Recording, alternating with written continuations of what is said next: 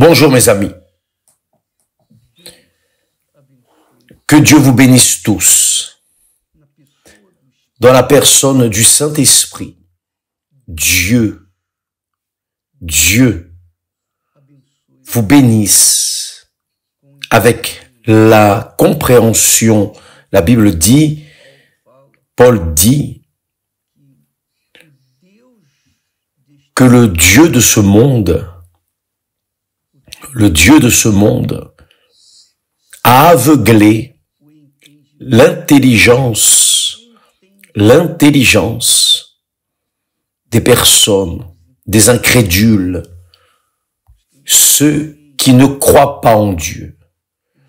Ils ne croient pas en Dieu parce que le diable a aveuglé leur compréhension. C'est pour cela que vous demandez, mais pourquoi est-ce que tel ou tel ont vu le pouvoir de Dieu, voient le pouvoir de Dieu, et même ainsi, ils ne se courbent pas, ne se convertissent pas. C'est pour cela, c'est parce que le Dieu de ce siècle, le diable, a aveuglé l'intelligence des personnes. Donc, vous devez comprendre cette partie, l'autre côté, c'est-à-dire critiquer une personne, la pauvre. Le diable a aveuglé son intelligence. Mais ma prière est précisément celle-là.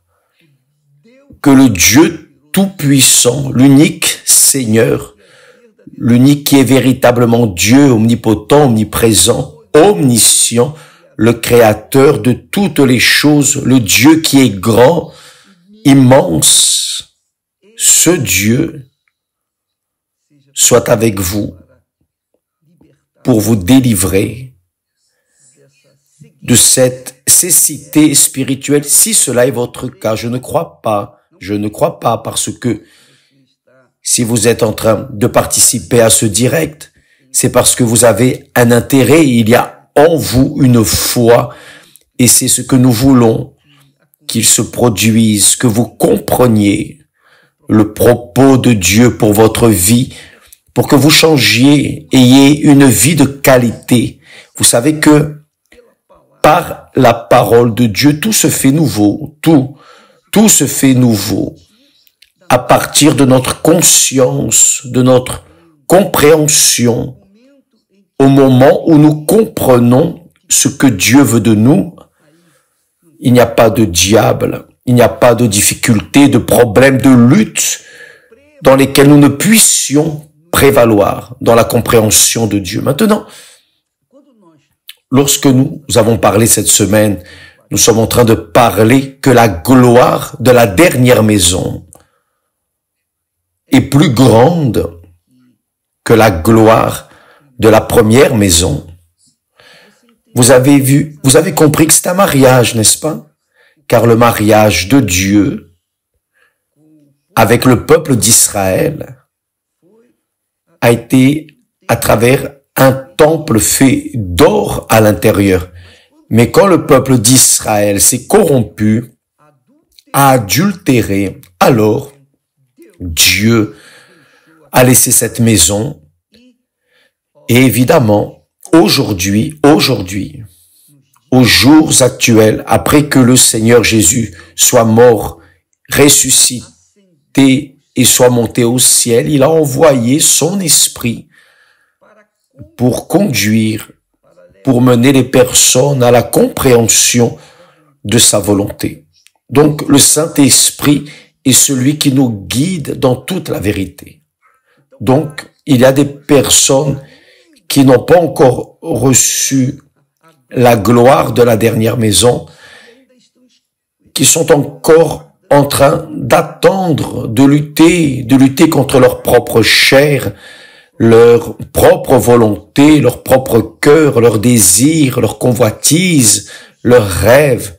Donc, il y a un conflit immense entre faire la volonté de Dieu et faire la volonté personnelle. C'est la plus grande guerre que nous, êtres humains, rencontrons pour finalement que la gloire de la dernière maison descende sur nous. C'est très glorieux. Mais quand cela arrive, lorsque vous vainquez votre chair, votre volonté, votre cœur, enfin, lorsque vous vainquez le monde, point. Là oui, vous vous êtes dépouillé de tout et vient alors la gloire de la dernière maison, qui est le Saint-Esprit, qui descend et fait sa demeure en vous. C'est cela. Vous avez compris, n'est-ce pas? Grâce à Dieu. J'ai la certitude que le Saint-Esprit doit illuminer, doit vous faire comprendre mieux que ce que nous disons. Car c'est lui qui convainc, ce n'est pas nous. Voyez une chose. L'apôtre Jacques était le demi-frère du Seigneur Jésus, son demi-frère. Il était fils de Marie et de Joseph. Le Seigneur Jésus était fils de Marie avec Dieu, le Saint-Esprit. La gloire de Dieu est descendue sur Marie et a engendré par elle le Seigneur Jésus, le Fils de Dieu. Quand la gloire de Dieu descend sur nous, il nous fait engendrer enfants de Dieu, enfants du Très-Haut. Bien, l'apôtre Jacques, dirigeant son épître, adressant son épître aux chrétiens, ces personnes qui croyaient en Dieu, pas seulement les chrétiens, mais les juifs aussi, les juifs. Il parle alors de cette façon, parce qu'il y avait beaucoup de conflits dans les églises. À cette époque, il y avait déjà des problèmes dans l'église, même ayant vu le pouvoir de Dieu. Même ainsi, il y avait des problèmes, parce que là où il y a la chair, il y a des problèmes. Voyez bien, il dit, d'où viennent les luttes et d'où viennent les querelles parmi vous? D'où viennent? Car cela existe dans le milieu religieux ou dans le milieu de l'église chrétienne. Il dit, n'est-ce pas de vos passions qui combattent dans vos membres, de vos passions qui combattent dans vos membres? Il parle de ces passions. Vous convoitez et vous ne possédez pas. Vous êtes meurtrier et envieux. Lorsqu'il parle de tuer, il parle de haïr, parce que lorsque l'on hait quelqu'un, nous sommes en train de tuer cette personne. Nous sommes dans la position de meurtrier. Vous êtes meurtrier et envieux et vous ne pouvez pas obtenir. Vous avez des querelles et des luttes et vous ne possédez pas. Pourquoi? Parce que vous ne demandez pas. Il n'est pas nécessaire de tuer, de convoiter, de haïr, de jalouser. Il n'est pas nécessaire de se quereller et de combattre pour avoir une vie, une alliance, un mariage avec Dieu. Si le Saint-Esprit est en vous, il n'y a pas le besoin de se quereller, de vouloir combattre pour le pain quotidien. Non. Le Seigneur Jésus a dit d'enseigner à ses disciples de prier ainsi. Donne-nous aujourd'hui le pain quotidien, juste ça. Est-ce qu'il fallait se quereller, se battre et se fâcher avec le frère, la sœur, enfin. L'apôtre Jacques identifie ce problème dans l'Église. Et il dit, vous demandez, vous ne recevez pas. Pourquoi? Parce que vous demandez mal. Vous demandez mal. Qu'est-ce que cela signifie? Vous demandez mal dans le but de satisfaire vos passions. Et cela s'est produit avec ceux qui croyaient en Jésus. Évidemment, ils n'avaient pas le Saint-Esprit, car s'ils l'avaient, ils ne seraient pas dans cette situation.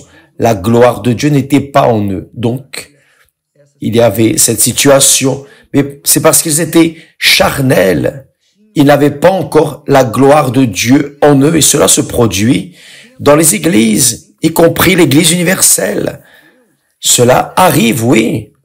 Que peut-on faire? Vous gérez des êtres humains, le cœur, chacun, seul le Saint-Esprit peut entrer, seul le Saint-Esprit. Donc il dit, ces personnes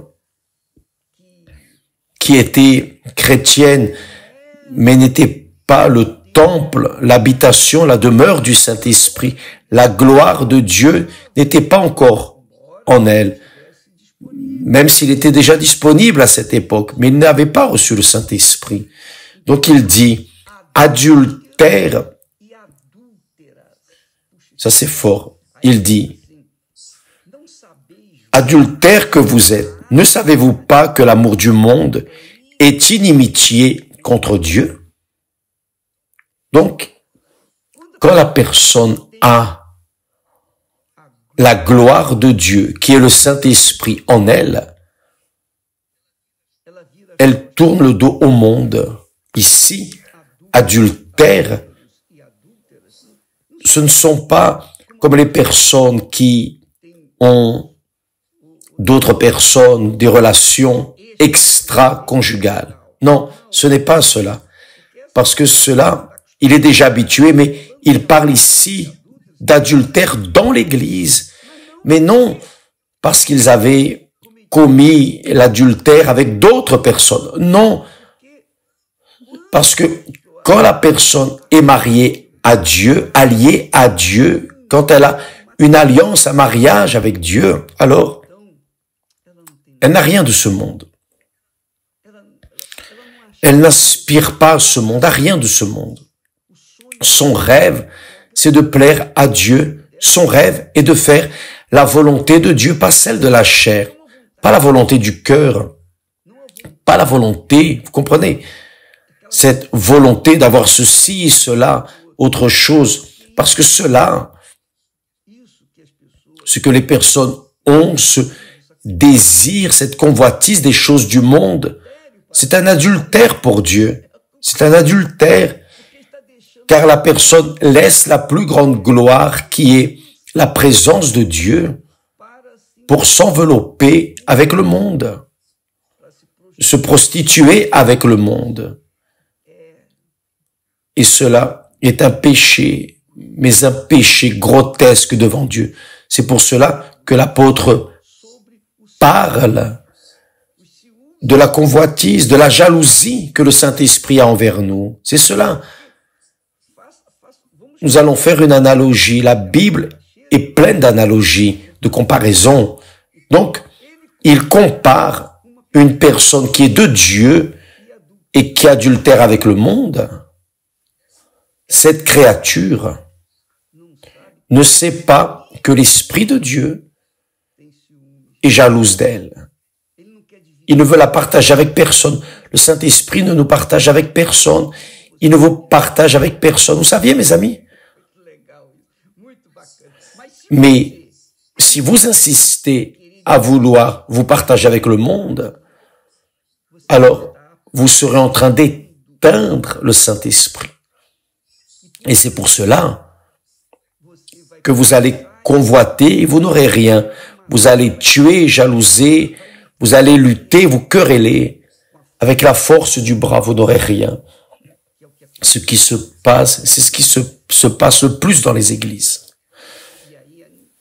Et là viennent les personnes qui disent, « Oh, je parle en langue, j'ai le Saint-Esprit. » Parle en langue, mais parle des mensonges aussi, prie. Comment est-ce qu'une personne remplie du Saint-Esprit peut vivre dans le mensonge, dans la tromperie? Donc, tout cela, mes amis, nous voyons que Dieu a un soin tout particulier envers ceux qui lui appartiennent, ceux où il fait sa demeure, ils ont la paix. La première chose qui se passe quand la gloire de la dernière maison descend et fait de votre vie, de votre être, de votre corps, votre pensée, vos yeux, vos oreilles, votre bouche fait de vous sa demeure. Exactement cela. Quand il fait sa demeure en vous, vous avez la paix. Vous ne vivez pas dans cette convoitise sans scrupule. Vous ne vivez pas dans cette haine parce que tel a fait cela contre vous, a mal parlé, on ne vous a pas salué. Vous ne jalousez pas l'automobile, le vêtement, l'habit, les cheveux, la beauté de l'autre personne. Non. Vous avez la gloire de Dieu en vous. Comprenez-vous, quand vous avez la gloire de Dieu, vous avez la paix. Vous ne vivez pas à la recherche de nouveautés parce que vous êtes déjà complet, complète. Vous êtes déjà heureux parce que l'Esprit de Dieu nous rend heureux, nous rend en paix, nous fait être en paix, vivre ce en quoi nous croyons, ce qui est écrit. Donc, vous restez en paix dans votre coin, dans votre nid, avec votre épouse, votre époux. Donc, vous créez votre famille, vos enfants, dans ce même modèle. Les enfants vont hériter ce modèle de foi, ce modèle de vie, ce modèle de paix, paix en nous. C'est pour cela qu'hier j'ai dit, lorsque nous nous sommes mariés, Esther et moi, avant, j'ai cherché une créature. Mon Dieu, je ne veux pas faire un faux pas, car je voyais mes frères, les problèmes dans leur couple respectif. J'ai dit non, principalement mon aîné, mon frère aîné. C'était un désastre. J'ai dit non, mon Dieu, je ne veux pas cela, je veux quelque chose pour toujours. Esther, pareillement, elle avait sa tante qui avait été laissée par son époux. Elle a tellement souffert. Esther a vu cela. Elle a dit, non, je veux pas cela. Je veux un serviteur à toi, quelqu'un qui me complétera et me rendra satisfaite. Vous savez, excusez-moi, c'est un exemple un peu, c'est pour me comprendre. Vous savez, quand vous asseyez à table et faites un repas et que vous êtes satisfait, je suis satisfait. Très bien. Quand la gloire de la dernière maison descend sur nous, qui est le Saint-Esprit, nous sommes satisfaits. Nous sommes tranquilles. Nous allons dormir tranquilles. Nous nous levons tranquilles. Nous vivons tranquilles. Nous travaillons tranquilles. Notre travail produit plus, car nous sommes tranquilles, nous sommes en paix. Et nous sommes heureux, joyeux, satisfaits. Comme c'est glorieux. Comme cette parole est glorieuse. Donc, l'apôtre Jacques dit, adultères que vous êtes.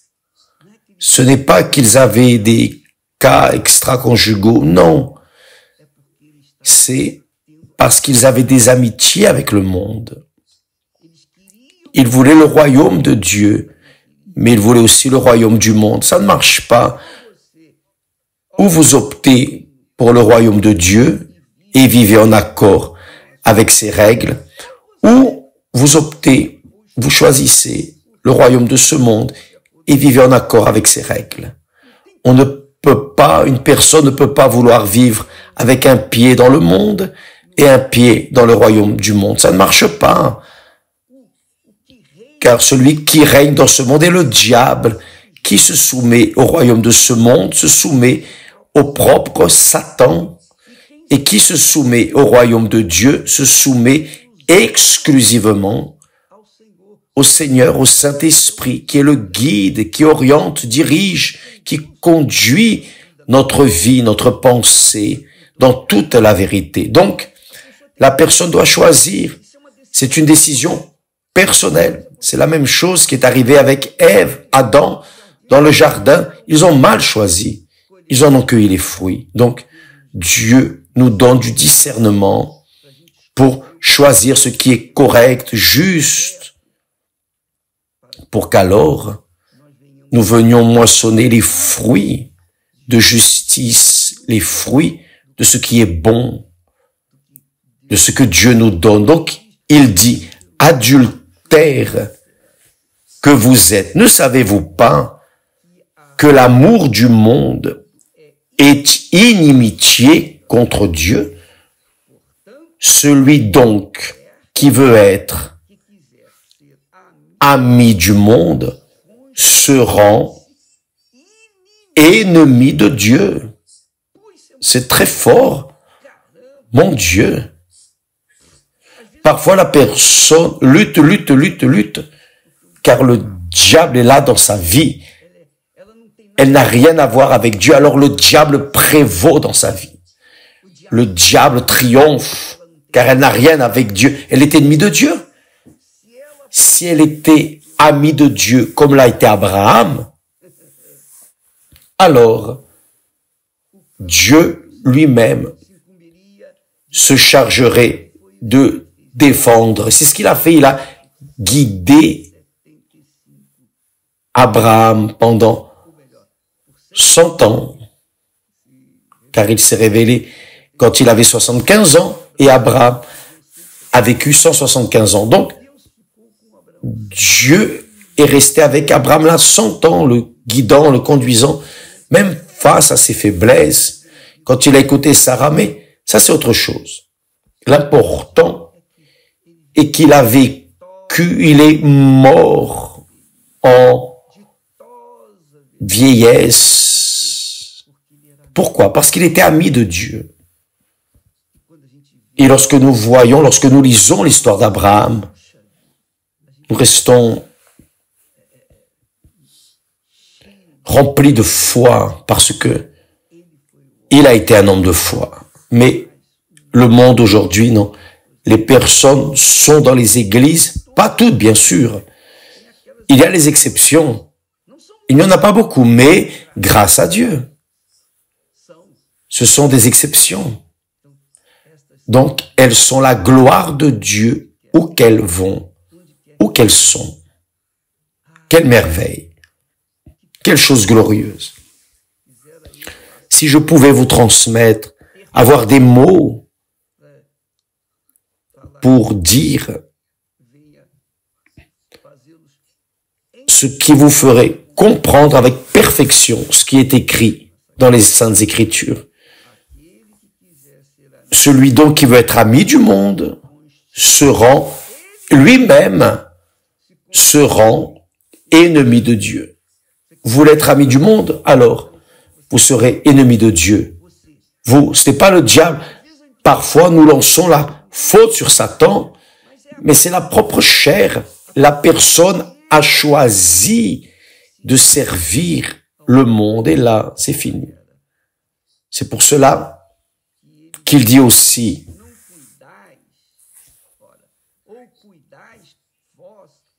croyez-vous que l'Écriture parle en vain? C'est avec jalousie que Dieu chérit l'Esprit qu'il a fait habiter en nous. C'est-à-dire le Saint-Esprit qui habite en moi est jaloux comme une épouse est jalouse de son mari, de son époux, ou l'époux est jaloux de son épouse, car il ne veut la partager avec personne. Oui ou non? Ça, c'est le véritable amour.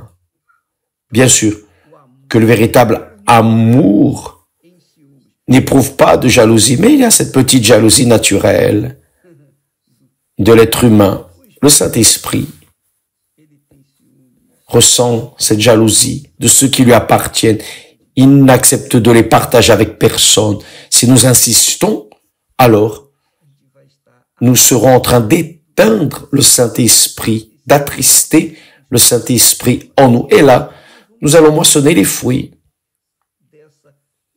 de cette infidélité. Mes amis, c'est très grand, très glorieux, c'est grandiose. Dieu est très grand. Il ne nous traite pas.